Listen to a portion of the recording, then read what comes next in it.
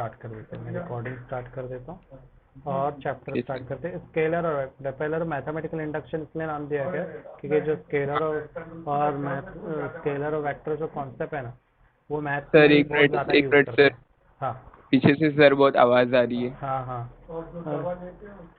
आवाज़। अच्छा।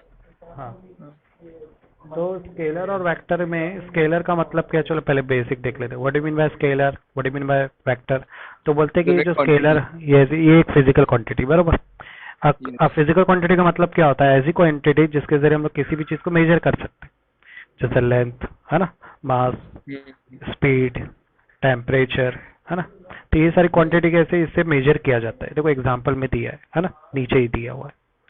दे all are measurable quantity, इनके जरिए मेजर की जाती है। जैसे हम्म। तुमने देखा होगा हाईवे पे हर जगह भी कैमरा लगने लगा है, आजकल हाँ हाँ तरक्की हाँ हो रही है ना। तो वो कैमरे से हाँ। क्या करता है, जो पुलिस वाले है ना, आरटी वाले नजर रखते हैं क्योंकि क्रिमिनल तो गाड़ी में नहीं जा रहा है ना। और दूसरा ये भी चेकिंग करते हैं कि ये जो गाड़ी वाले, उनके पास एक मशीन भी होती है इस तरह की, बंदूक जैसी रहती, जो पांडव हवलदार होते हैं ना, वो लोग क्या करते हैं ना, गाड़ी की स्पीड भी चेक करते रहते हैं कि जो गाड़ी चल रही है ना उसकी स्पीड कितनी है।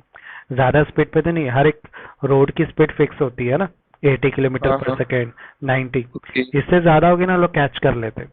तो ये सहूलत अभी ओके। अपने हर जगह नहीं आई है कि देखो ना, हाँ। अपने अपने एरिया के बच्चे तो मस्त भगाते रहते हैं भाई। तो ये ना स्टैंडर्ड जगह पर आ गया है। जैसे मान लो अगर तुम जाते हो मुंबई साइड, जैसे वो हम्म। सीलिंग है ना, सीलिंग पे अगर जाते हो पकड़ लेंगे वो लोग, सेलिंग पे हम्म। सिक्योरिटी अच्छी है।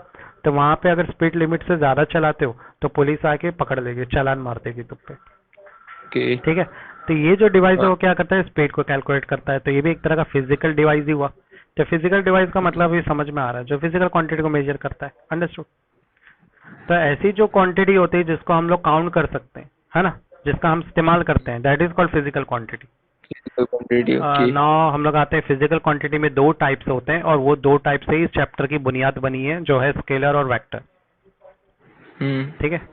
तो अभी मान लो एक गाड़ी है, वो चल रही है, ठीक है, उसकी स्पीड 10 मीटर की स्पीड पे वो चल रही है गाड़ी। अब मैंने ये नहीं बताया कि ये गाड़ी राइट डायरेक्शन पे चल रही है या लेफ्ट डायरेक्शन में चल रही है, बरोबर हमजा? लेफ्ट। तो मैं बोलूंगा ये जो गाड़ी है उसकी जो हम्म। स्पीड है वो स्केलर क्वांटिटी है। तो स्केलर क्वांटिटी एक्चुअली क्या होती है? फिजिकल क्वांटिटी ही होती है, जिसको हम जिसमें सिर्फ डायरेक्शन मेजर मतलब। करते हैं। Yes, very good. डायरेक्शन तो दिया ही नहीं मैंने, करेक्ट। हम्म। इसलिए इसको क्या बोलते हैं? Scalar quantity. मान लो स्केलर एक तुम क्वांटिटी। लिफ्ट में बैठ गए हो, तो लिफ्ट के अंदर जब तक तुमको ये नहीं पता चला लिफ्ट ऊपर जा रही है या नीचे जा रही है, वो सिर्फ बटन से तुमको पता चल रहा है, बटन दबा हुआ हाँ। है, पर तुमको फील नहीं होगा कि ऊपर जा रही है कि नीचे। तो उस वक्त तुम बोलोगे कि मुझे नहीं पता चल रहा है, तो मुझे नहीं पता कि क्या हैपन हो रहा है, तो बोलूंगा स्केलर क्वांटिटी। स्पीड पता फील ओके। हो रही है, पर लिफ्ट ऊपर हाँ। जा रही है नीचे, डायरेक्शन नहीं पता चल रहा है। यार। अब कोई बंदा ओके। अगर लिफ्ट के बाहर से देख रहा है तो बोलेगा कि मेरे को लिफ्ट ऊपर जाते हुए दिखाई दे रही है और उसकी स्पीड भी दिखाई दे रही है, तो वो हाँ बोलेगा तो ये वेक्टर क्वांटिटी। वेक्टर होगी। वेरी हाँ हाँ। गुड हमजा, जिसमें दोनों चीज होती है। तो यहाँ पर फिजिक्स में हमेशा एक वर्ड यूज किया जाता है, मैग्नीट्यूड। मैग्नीट्यूड अमाउंट को बताता है। जब हम किसी भी चीज की क्वांटिटी या अमाउंट को देखते हैं तो उस क्वांटिटी अमाउंट को मैग्नीट्यूड से रिप्रेजेंट करते हैं, करेक्ट। ओके। और हाँ। डायरेक्शन को नॉर्मल डायरेक्शन से रिप्रेजेंट करते हैं। अब ये हम्म। फिजिकल क्वांटिटी बहुत इंपॉर्टेंट है, इसमें तो दोनों होता है, magnitude as well as direction. तो अब मैग्नीट्यूड का डायरेक्शन। मतलब तुम्हें समझ में आ गया होगा। मैग्नीट्यूड हम्म। क्या होता है? जिसके जरिए हम लोग अमाउंट या क्वांटिटी को बताता है, कोई भी चीज की कितना स्पीड में जा रही है। तो तुम बोलेगा 50 की स्पीड, तो 50 मैग्नीट्यूड है, और डायरेक्शन नॉर्थ साउथ हम्म। जो भी हो, है ना। हाँ हाँ। तो स्केलर और वेक्टर में दोनों में सेम चीज आएगी। तो तुमने एक चीज ध्यान दिया, एग्जाम्पल में मैं लूंगा यहाँ पर स्पीड, इसमें एग्जांपल लूंगा velocity. Now I hope you understand. Okay. अब हाँ। स्पीड और वेलोसिटी का डिफरेंस समझ में आ रहा होगा।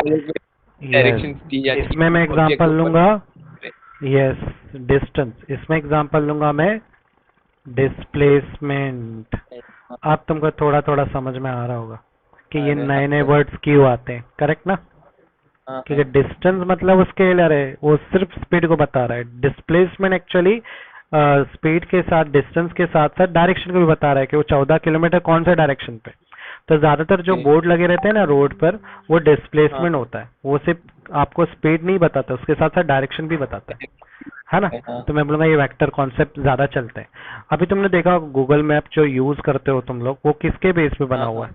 है? स्केलर वो फॉर्मेट में बना है क्या वेक्टर फॉर्मेट में? गूगल मैप के। हाँ, किसके बेस पे बना है? ये वेक्टर बेस पे बना हुआ है, क्योंकि वेक्टर हम बेस। उसके अंदर डायरेक्शन देखते हैं और स्पीड दोनों देखते हैं कि मुझे कितना हाँ टाइम लगेगा पहुंचने में। 10 मिनट।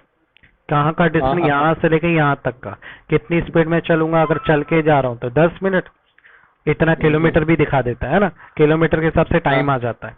तो इसका मतलब वो वेक्टर क्वांटिटी के बेस पे बन रहा है। ओके। ओके तो यहाँ पर सारे एग्जाम्पल दिए कि क्या क्या स्केलर है, क्या क्या वेक्टर है, जरा तुम देख लो, ठीक है। सर, एक बात पूछना है। हाँ बोलो ना। एक्सेलरेशन ड्यू टू ग्रेविटी और ग्रेविटेशनल यूनिवर्सल यानी कि कांस्टेंट ग्रेविटी, कौन सा दोनों का, ये वेक्टर और स्केलर का कौन सा है?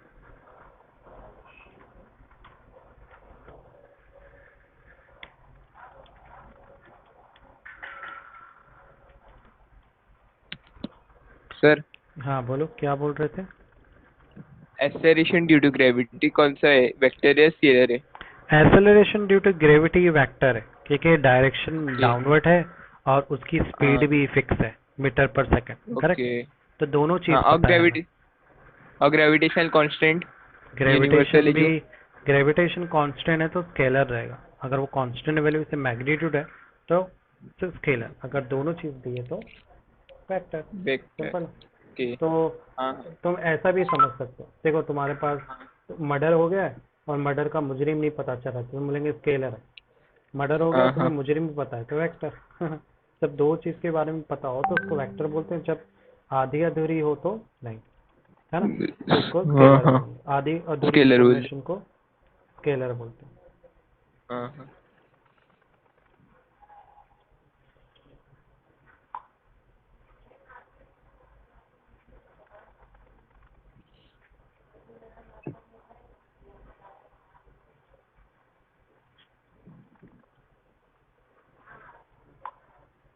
ठीक है, तो अब आगे बढ़ जाएं हम लोग। हाँ। देखो नीचे एग्जांपल दिया है, डिस्प्लेसमेंट, ये वेक्टर क्वांटिटी।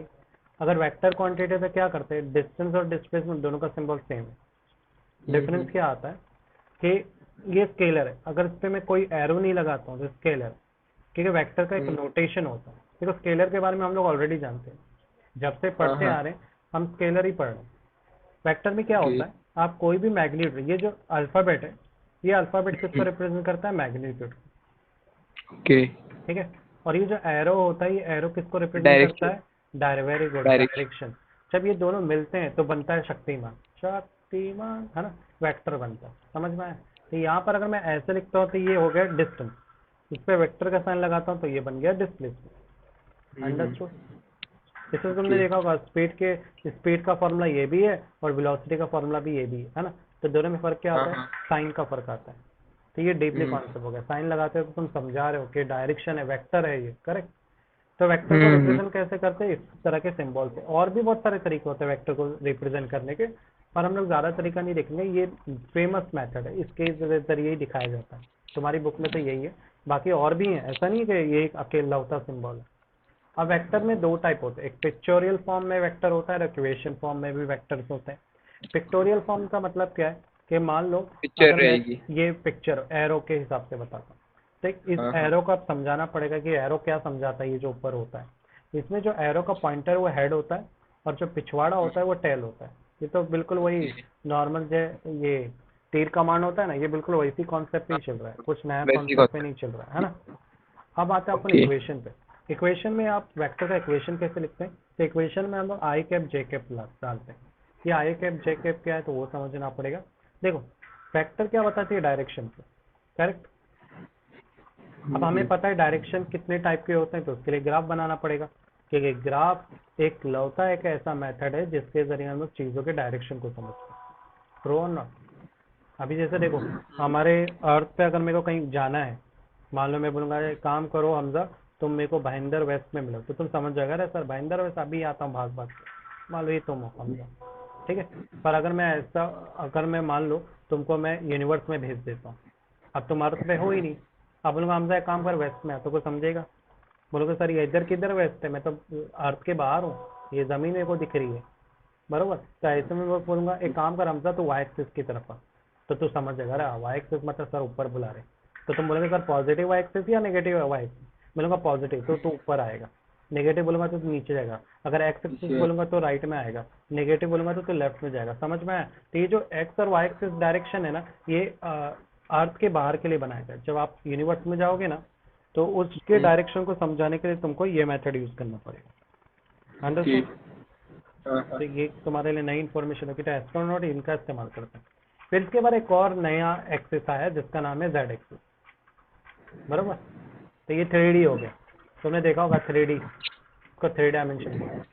उसमें 3 एक्स वाई डायमेंशन, हाँ। और जेड एक्सिस तीनों होता है। यानी हम बॉडी का शेप भी देख सकते हैं, कितनी थिक है बॉडी, वो जेड एक्सिस काम करती है। अंडरस्टूड? इसको ओके। बाद में पढ़ेंगे जेड एक्सिस को, पहले एक्स और वाई बेसिक देखते हैं।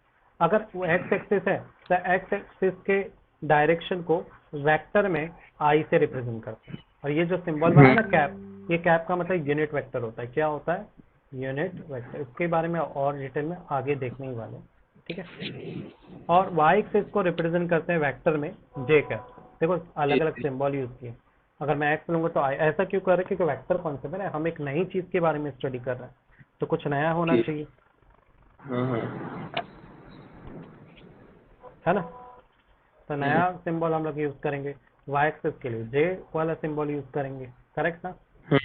तो यही मैं कर रहा हूँ यहाँ पे। तो अब क्या करूंगा, मैं इसको ऐसे लूंगा। अब देखो यहाँ की कुछ ना कुछ क्वांटिटी होगी, हो सकता है वाई एक्सिस में तुम्हें 10 मीटर जाना है, तो मान लो वो 10 मीटर को मैं सिंबल पी से रिप्रेजेंट कर रहा हूँ, समझा?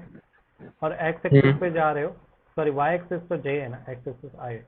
अब जे पे तुम 10 मीटर जा रहे हो तो उसकी वैल्यू को क्यू से और उस डायरेक्शन को जे से रिप्रेजेंट कर रहा हूँ। समझ में आया अभी? ओके।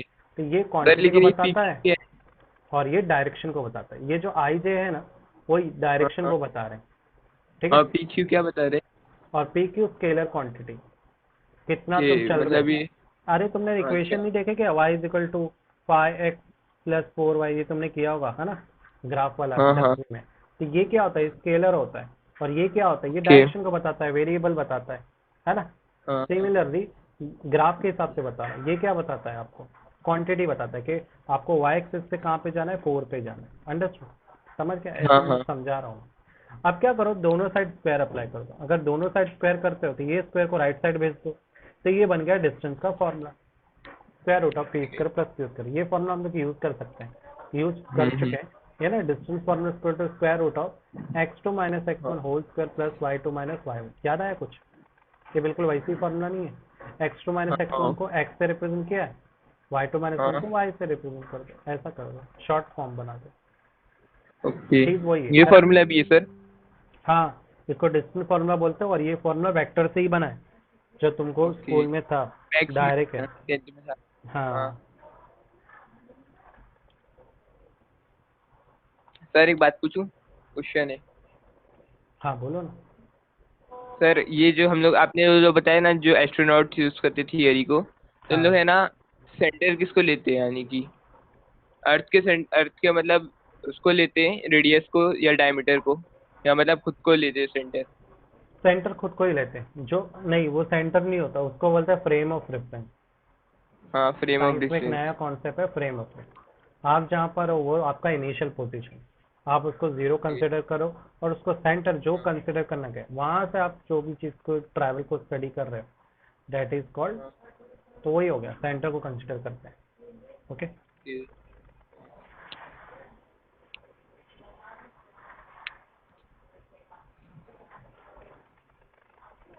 अंडरस्टूड?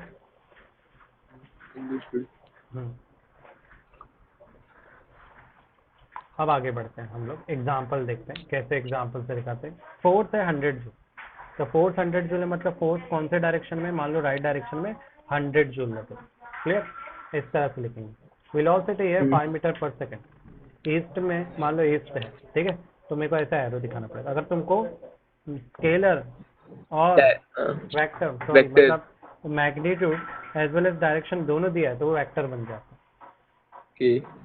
एक्सेलरेशन दिया है 2 मीटर पर सेकंड, मान लो एक्सेलरेशन अपवर्ड डायरेक्शन में लग रहा है, तो तुम बोलोगे वेक्टर सिंबल। अब देखो वेक्टर को ऐसे भी रिप्रेजेंट कर, देखो 3 तरीके, इस तरह से, इस तरह से, या डार्क बोल्ड लेटर से, सभी का तरीका एक ही है। पर ये वाले मेथड से ही रिप्रेजेंट करो, ठीक है?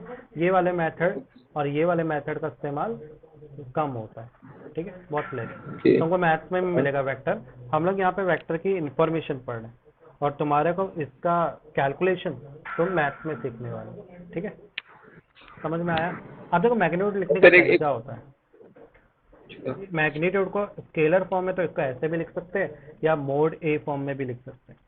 फोर सर लेकिन अगर मोड ए फॉर्म में लिखेंगे तो हम लोग का मैग्नीट्यूड नेगेटिव आने नहीं वाले। मोड ए मतलब स्केलर क्वांटिटी। ये कब करते हैं? जब कोई चीज नेगेटिव में हो ना और वो नंबर को हटाना है वो नेगेटिविटी को, तो ये मोड लगा देने का, मोड आते ओके। ठीक है। तो मतलब मैग्नीट्यूड हमेशा पॉजिटिव में रहते हैं। हाँ, मैग्नीट्यूड हमेशा पॉजिटिव में रहता है या निगेटिविटी को ये बताना है कि इस निगेटिव नंबर का कोई वैल्यू नहीं है, तब हम मोड लगाते हैं। इधर जो मोड है वो स्केलर को बता रहा है कि ये स्केलर क्वांटिटी का सिंबल है कि आप स्केलर को ऐसे भी लिख सकते हो या मोड भी लगा के लिखोगे तो भी ठीक। ये दो तरीके के सिंबल है। जैसे वेक्टर लिखने के कितने तरीके हैं, एक ऐसा एक ऐसा, एक डार्क बोल्ड इटर, बरोबर। हाँ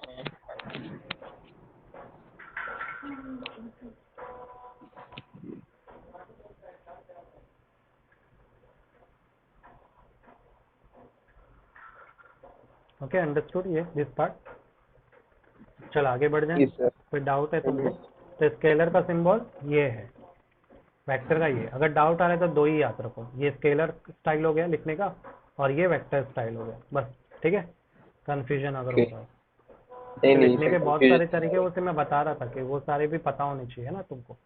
अब टाइप्स ऑफ वेक्टर में आते हैं, तो वेक्टर के जितने भी टाइप है मेरे पास यहाँ कुछ एक्स्ट्रा टाइप भी होंगे तो वो भी नॉलेज रख लो, काम ही आएगी। तो यहाँ पे टोटल 5 टाइप दिए हुए, 5 नहीं 7 टाइप दिए रहे, 7 टाइप, है ना। तो 7 टाइप में पहला टाइप है इक्वल वेक्टर। इक्वल वेक्टर क्या होता है?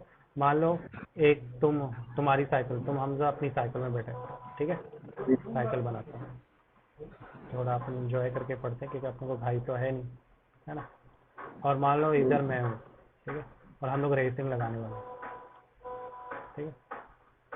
अब रेसिंग में क्या हो रहा है, तुम्हारी स्पीड और मेरी स्पीड एकदम सेम, तुमने भी 10 की है, मैंने भी 10 किलोमीटर की स्पीड में चला रहा हूँ, दोनों साथ साथ में जा रहे हैं। तो मैंने कहा अरे हमजा अपन इक्वल जा रहे हैं, तो तुम बोलेंगे अरे सर इसको इक्वल वेक्टर बोलते हैं। तो मैंने कहा अरे वाह हमजा, बोला कैसे पता चला तेरे को हमजा? तो बोलेंगे सर अपन सीधा जा रहे हैं और अपनी स्पीड भी सेम है, तो अपने को डायरेक्शन भी पता है और स्पीड भी पता है, स्केलर मैग्नीट्यूड भी पता है, तो वेक्टर हुआ ना। तो मैंने कहा वेरी गुड हमजा, इसको इक्वल वेक्टर बोलते हैं। समझ में आया हमजा? तो इक्वल वेक्टर क्या होता है? जब दोनों वेक्टर की वैल्यू सेम होती है और दोनों का डायरेक्शन भी सेम होता है, करेक्ट। अब आते हैं एंटी पैरेलल वेक्टर। अब मैं क्या करूंगा, जैसे ही तुम आगे जाओगे तो मैं आगे से टर्न लेके अपोजिट जाऊंगा। तो मैं अरे सर आप कहाँ जा रहे हो? मैंने कहा मैं इधर जा रहा हूँ। अब दोनों अपोजिट हो गए, करेक्ट। Anti parallel. अभी भी स्पीड सेम रहेगी। तो मैंने बताओ हमदा ये क्या है? तो तुम बोलेंगे अरे सर पता नहीं आप क्या कर रहे हो। तो मैंने कहा अरे इसको अपोजिट वेक्टर बोलते हैं। अब अपोजिट डायरेक्शन में हो गए ना, तो मैग्नीट्यूड सेम है पर अपोजिट चल रहे हैं, तो इसको अपोजिट भी बोल सकते हैं, एंटी पैरेलल भी बोल सकते हैं। देखो एरो से भी मैं समझा रहा हूँ, ओके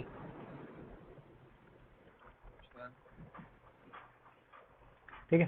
थर्ड आ रहा है कोलिनियर वेक्टर। कोलिनियर मतलब सेम कोलिनियर लाइन मतलब सेम लाइन। मान लो अभी क्या हो गया, अपन ना जैसे हाईवे पहुंचे ना, तो हाईवे पे सिग्नल लगा हुआ था और वहाँ पे बहुत सारी बाइक खड़ी थी, बहुत सारी, ठीक है। तो उसमें अपना भी अपन भी खड़े थे, सब रुके हुए। जैसे गाड़ी से रहे तो और वहाँ से बहुत सारे रास्ते थे ऐसे, तो कुछ बाइक यहाँ से गई, कुछ ऐसे गई, अपन ने साइकिल लेके इधर से गए। तो वो प्लेस जहाँ से सब चीजें छूट रही हैं उस प्लेस को कोलिनियर बोलते हैं।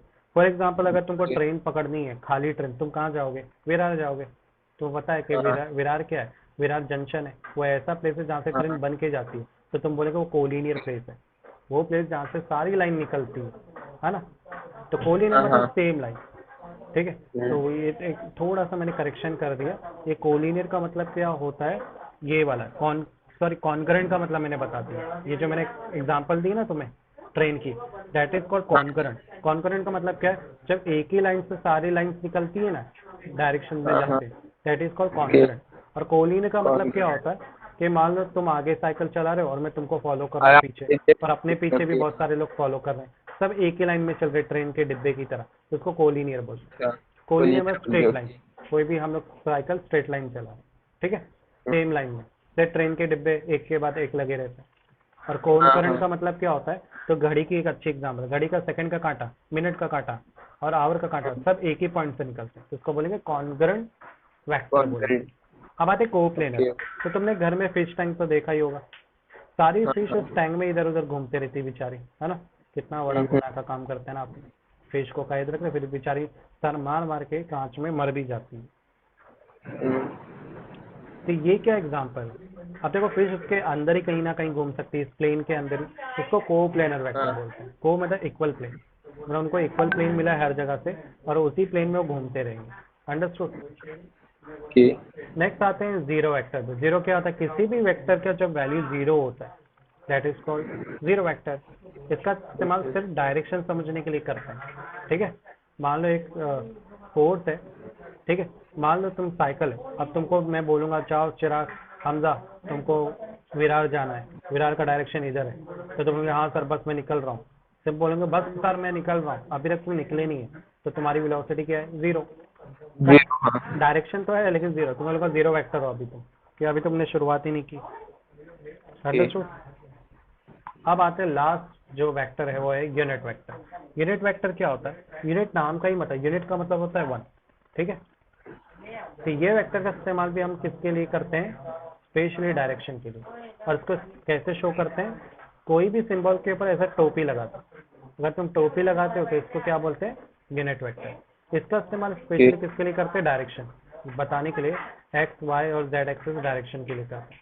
अगर एक्स है तो आई, जेड है, वाई है तो जे, और जेड एक्सिस है तो के, ठीक है। हमने सारे टाइप कर लिए, टाइप का समझ में आया। कोई टाइप में डाउट है तुमको समझा, तो हम लोग और डिटेल नहीं में जा सर सकते हैं। ओके, अब आगे बढ़ते हैं हम लोग। एडिशन, तुमको पता है किसी वेक्टर के जरिए हम लोग एडिशन और सब्सट्रैक्शन भी कर सकते हैं। एडिशन कैसे करेंगे, तो मान लो एक एग्जांपल देते हैं। मान लो मेरे को एक एरो है, एक मान लो कार है, वो ए से बी की पोजीशन पे जा रही है और उसकी ओके स्पीड है 4 मीटर की। दूसरी जो गाड़ी है वो बी से ओके सी की तरफ जा रही है, उसकी स्पीड है 3 मीटर। अब बताओ 3 मीटर दोनों का टोटल कितना आएगा, तो दोनों का टोटल कैसे निकालते हैं, ए और सी को ऐड कर दो, तो इसकी स्पीड 4 और इसकी स्पीड 3 मीटर, दोनों को ऐड करेंगे तो टोटल कितना आएगा 7। तो एडिशन 7 में क्या करते हैं, अब मैं इसको ऐसे रिप्रेजेंट करता हूँ, v is equal to V one plus V two, जितनी भी स्पीड है सबको ऐड कर दो, करेक्ट। तो जो मिलेगा वो एडिशन है। मान लो फोर्स है तो फोर्स का ऐड कर दो जितनी भी फोर्स है। सब्ट्रैक्शन क्या होगा, इसका उल्टा। सब्ट्रैक्शन में क्या करेंगे, दोनों को माइनस करेंगे। अंडरस्टूड। मान लो 7 मीटर को हाँ 3 से माइनस करोगे तो ये तो एकदम बेसिक मैथ्स ही है ना। सिर्फ फर्क क्या है, सिंबल का स्टाइल हो जाता है बस, और कुछ। अगर ये समझ में आप, मैं ज्यादा एग्जांपल तो दे नहीं सकता प्लस माइनस की, तो हम थोड़ा सा फास्ट जाते हैं, सिर्फ फॉर्मूला देख के ही समझ लेते हैं, ठीक है। सेकंड केस में तुमने कम्यूटेटिव लॉ पर, हाँ बोलो क्या बोल रहे हो? सबरेक्शन में बड़े यूनिट को पहले रखना है ना बड़ी यूनिट को, हाँ हमेशा पहले बड़ी यूनिट को पहले लिखते हैं, क्योंकि वेक्टर में कभी भी ऐसा नहीं है, नेगेटिव भी आता है तो वो अपोजिट डायरेक्शन को बताएगा कि आप कोई भी चीज ओके के अपोजिट डायरेक्शन में जाओ। नेगेटिव साइन अपोजिशन को बताओ।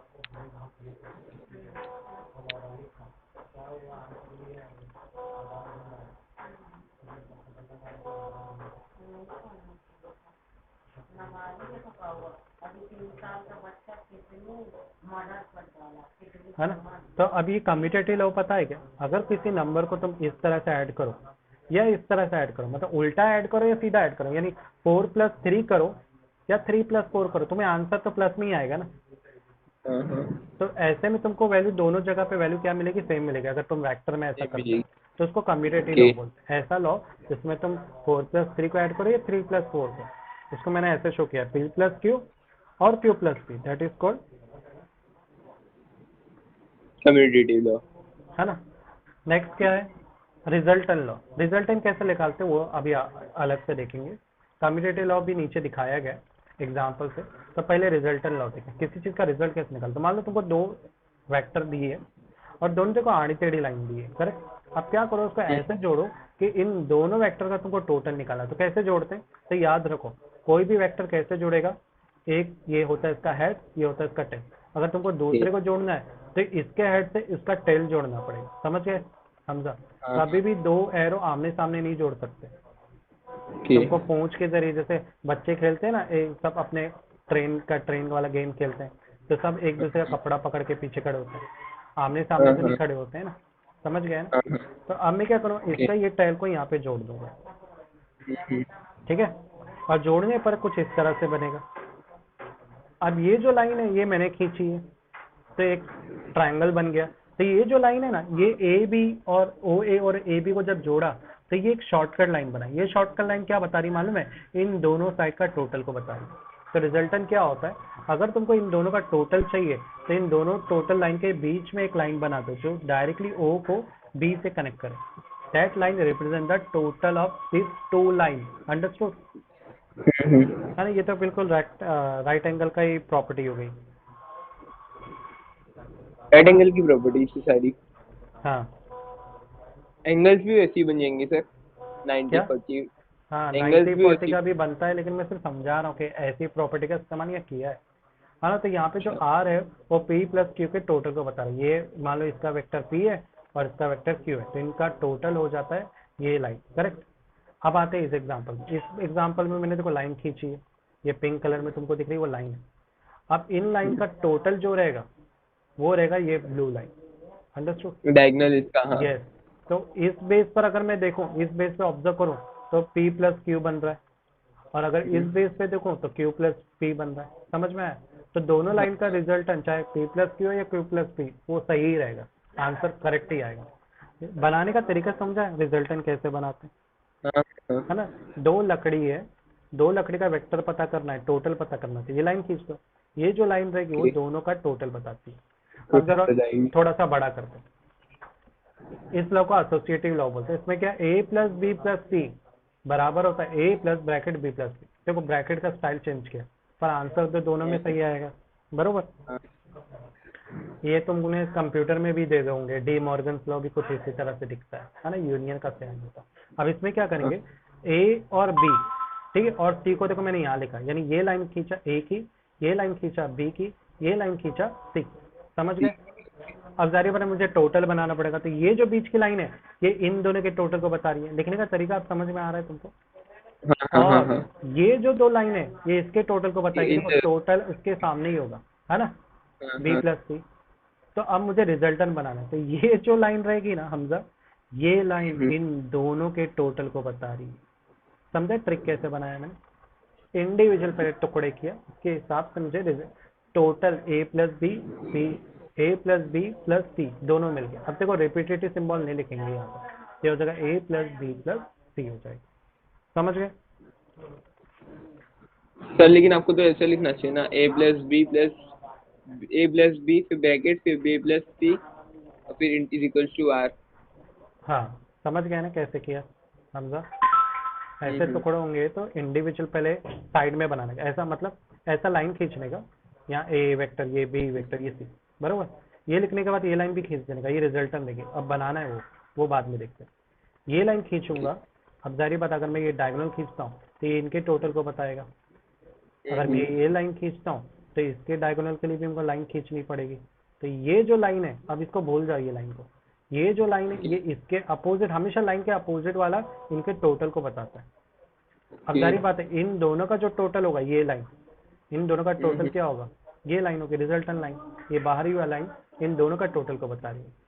अब जो रिपीटेटिव सिंबल होता है ना, जैसे बी रिपीट हो रहा है तो उसको नहीं लिखने का कभी। समझ गए? अंडरस्टूड? समझा? ओके सर, आप लोग ऐसे भी तो लिख सकते हैं a plus B plus C is equal to R. अच्छा अच्छा, अब मैं समझा आप क्या कह रहे। समझ गए ना? तो आर ही हाँ, हुआ हाँ। ना। अब आर को देखो ना, यहाँ लिखा हुआ है आर। अंडरस्टूड? रिजल्टेंट वेक्टर वही है। ओके। केस 3 में तुमको हाँ। थोड़ा समझेगा। पॉलीगॉन बनाना, पॉलीगॉन में 4 होते हैं, बराबर? 4 से भी ज्यादा होते हैं, 5 होते हैं, 1 2 3 4 5। तो अब ये देखो कैसे बनाते हैं। ऐसा तुम डायरेक्ट पॉलीगॉन बना दो, एकदम इजी ट्रिक है। पहले पॉलीगॉन बना दो, पॉलीगॉन बनाने के बाद कहीं से भी शुरू कर दो। इसमें वेक्टर के नाम लिख दो, P1 P2 P3 P4 and this is P5। Correct? Understood? अब मैं क्या करूंगा, अब मुझे P1 से लेके P2 का टोटल बताना है, तो मैंने ये लाइन खींचा। समझ में आया मेरा?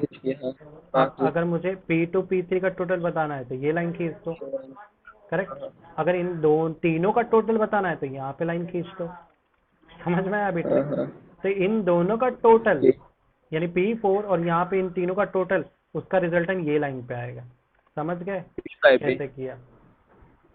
ये जो डार्क है ना डाउन लाइन, ये क्योंकि इस ये में लाइन ये इसको और नहीं यहाँ सबसे के टोटल लाइन। को बताएगी। समझा हमजा? हाँ हाँ। पक्का ना? ओके। हाँ हाँ। ओके। तो आपने इस तरह से कितना भी एडिशन कर सकते हैं और फाइंड आउट कर सकते हैं रिमेनिंग आंसर। अब आते हैं केस को। ओके। अगर पैरेललोग्राम का शेप दिया है तो उसका टोटल कैसे निकालेंगे? अगर पैरेललोग्राम दिया है तो फिर मेथड नहीं चलेगा वो, कि पैरेललोग्राम में दो लाइन साइड बराबर नहीं होते, तो ऐसे में हम लोग अनदर मेथड यूज करेंगे। उस मेथड का ही देखो वर्ड में लिखा हुआ है, it is a phenomena due to which two object having mass attracted each other. दो ऑब्जेक्ट है उनका मास अट्रैक्ट कर रहा है, ये शायद मैंने गलत लिख दिया है, यहाँ से शुरू होगा। If two vector of same type acting simultaneously, मान लो दो वेक्टर और दोनों सेम टाइप के acting simultaneously at a one point, और दोनों जो वेक्टर एक पॉइंट पे जोड़ रहे हैं, तो वो दोनों के टेल है ना, acting simultaneously at a point are represent in magnitude. उनको मैग्नीट्यूड मतलब सिंबल से रिप्रेजेंट किया गया है और इनके डायरेक्शन को एरो से रिप्रेजेंट किया गया है, और इन दोनों को टोटल को एक एडजेसेंट साइड से बनाया हुआ है। करेक्ट ना? Two adjacent side of a parallel, वो दोनों दो एडजेसेंट साइड में, और उनका जो रिजल्ट है वो उनके मिडल से निकलेगा। तो हमेशा याद रखो, दो साइड का अगर तुमको रिजल्टन बताना है तो हमेशा उसके बीच में से वो उसका टोटल रिजल्टन निकलेगा। समझ गए? हाँ। ये मेथड का इस्तेमाल करेंगे जब वेक्टर होगा। एक मिनट, मेरे को फोन आ रहा है।